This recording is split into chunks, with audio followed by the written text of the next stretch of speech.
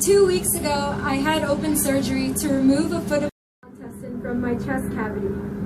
It was causing a lot of pain and breathing troubles, and I had to leave school for a third and fourth week of the semester.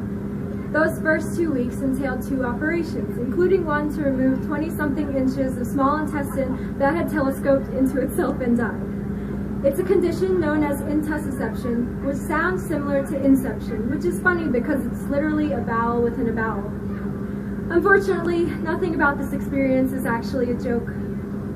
During June of 2010, my Aunt Dari passed away because of stomach cancer.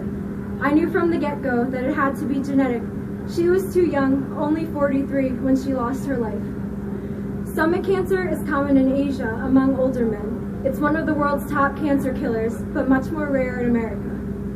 My father, grandma, and one of my surviving aunts tested positive for the CDH1 mutation.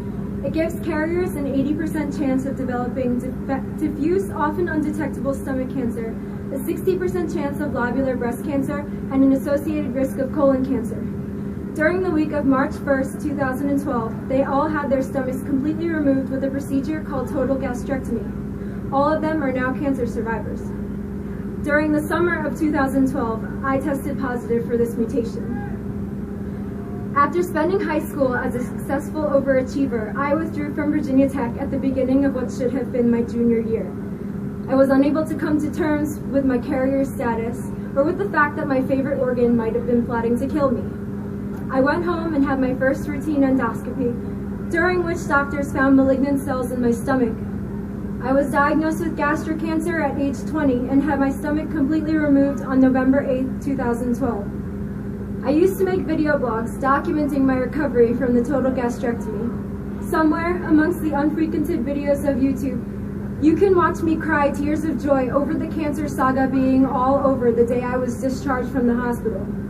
But I was naive and just plain wrong. It's been complicated with a lot of complications ever since. Everyone always talks about the fight to get well, which is of course the ultimate goal.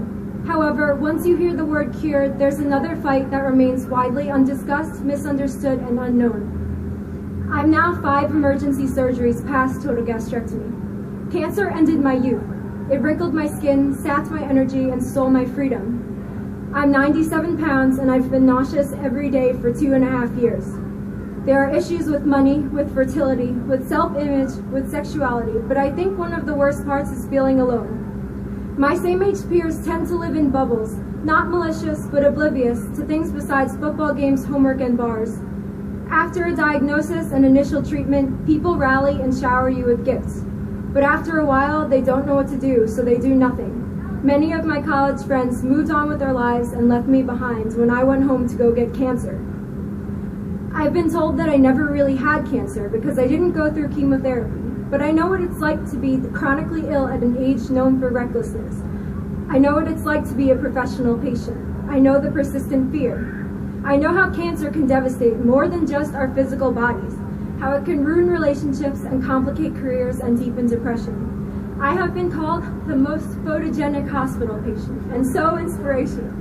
But I don't consider myself to be a warrior or a hero or brave. I'm just a normal young adult that's taking steps to not die, existing with an extra burden, and it's hard to do that alone. Don't walk on eggshells around people who are sick. They're the same as they were, just a lot more tired and desperately seeking something normal. If you're uncomfortable visiting friends in the hospital, think of how they must feel. Being cut in half and stuck with 1,000,000 needles is much worse than experiencing a slight uneasiness towards your surroundings. And don't be afraid of them, or what they've been through, or what they look like. Although they may be fragile, they're not contagious. Don't just move on with your life and leave them alone to suffer. Over time, I made friends who brought me post-surgery French toast crunch and fluffy blankets. I fell in love with someone who drove 10 hours to sleep in an unpadded chair next to my hospital bed for a week straight. These young adults helped me get back on track after I was in a very, very dark place. And now I'm graduating in May, looking forward to starting a new chapter, and have found my true mission: to bring about more of these informed and empathetic individuals by sharing my own story. Cancer survivors need more allies who really get it, and I hope that going forward, all of you can help your loved ones fight back against an equally difficult part of the recovery process. Thank you.